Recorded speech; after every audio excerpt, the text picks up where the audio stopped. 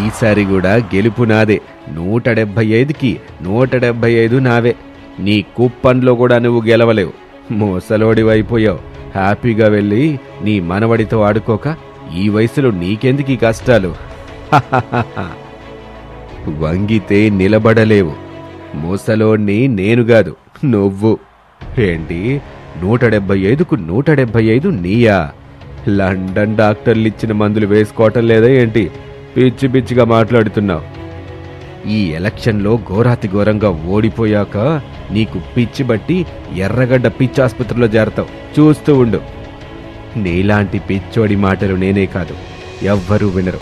ముందు పోటీకి సిద్ధంగా ఉండు.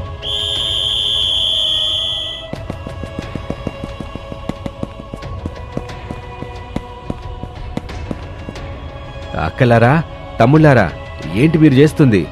నువ్వు మళ్ళీ గెలిస్తే మా బతుకులు ఇంకా సర్వనాశనం అవుతాయి. నీ 5 ఏళ్ల పాలనలో మా దళితుల్ని ఎన్నో రకాలుగా అవమానించావు. ఎంతో మంది ప్రాణాలు తీసావు.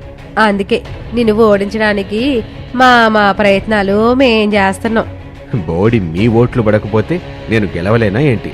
ఇంకా నాకు చాలా ఓట్లున్నాయి. జగనన్న, ఇంకా పరిగెత్తు. ఆ చంద్రబాబు ఆత్మవిశ్వాసం దెబ్బతినేలా నా బూతులతో చెలరేగుతాను. ఇవి ఆ చంద్రబాబుకు సరిపోవు. ఇంకా ఇంకా బూతులు కావాలి. అందుకు నేనున్నాను కదన్నా. ఇప్పుడు చూడు, ఆ చంద్రబాబుని వాడి కొడుకుని ఎలా తిడతానో.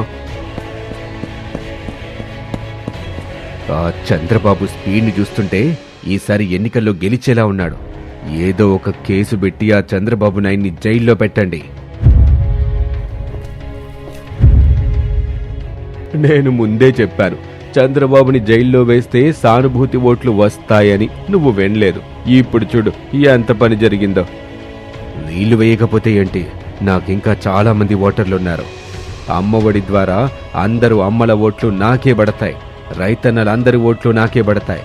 ఆటో డ్రైవర్లందరి ఓట్లు నాకే పడతాయి. ముసలమ్మల ఓట్లు, ముసలోళ్ల ఓట్లు అన్నీ నాకే పడతాయి.